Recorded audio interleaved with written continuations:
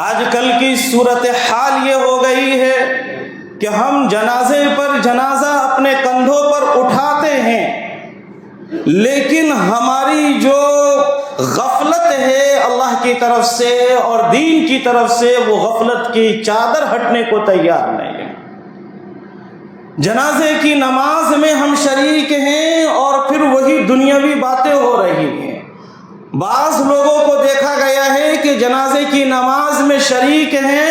اور ان کے چہرے کے اوپر مسکراہٹ ہے، چہرے پر ہنسی ہے۔ ایسے موقع پر مسکرانا، ہنسنا یہ منع ہے، دنیاوی باتیں کرنا یہ بھی غفلت کی علامت ہے۔ یعنی یہ تو ایسی صورتحال ہے کہ ہر انسان بالکل غور و فکر کے اندر چلا جانا چاہیے، ہر انسان کو اپنی موت یاد آنی چاہیے۔ اور اس سے بھی آگے بڑھ کر ہمارے جنازے کے اندر ہی اس طرح کے کیسز بھی آتے ہیں کہ موبائل بہت غائب ہوتے ہیں۔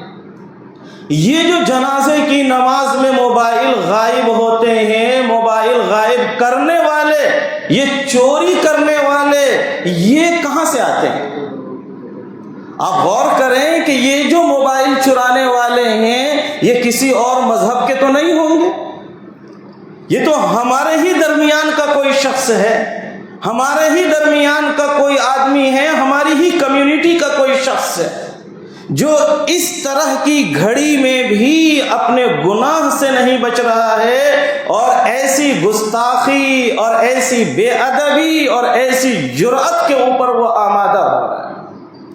تو یہ ہمارے لیے لمحہ فکریہ ہے اور ہمارے لیے یہ عبرت کا وقت ہے کہ ایسے موقع پر اگر ہمارے دل نہ پسیجیں، ایسے موقع پر بھی اگر ہمارے دل نرم نہ ہوں، ایسے موقع پر بھی اگر لوگ اپنے گناہوں کو یاد کر کے نہ روئیں اور توبہ نہ کریں، تو میں سمجھتا ہوں کہ یہ وہی دل ہے جس کے بارے میں اللہ نے پہلے پارے کے اندر فرمایا ہے کہ تمہارے دل جو ہے پتھروں سے بھی زیادہ سخت ہو چکے ہیں،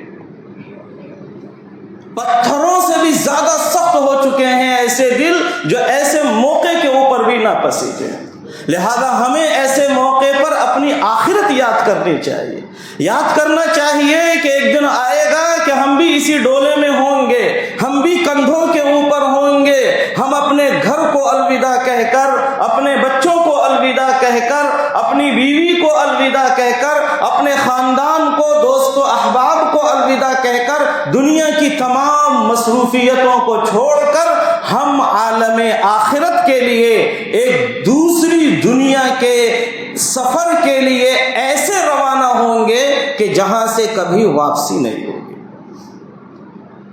کبھی جہاں سے واپسی نہیں ہوگی۔ ہمارا کام چاہے بگڑے یا صحیح ہو، ہمارا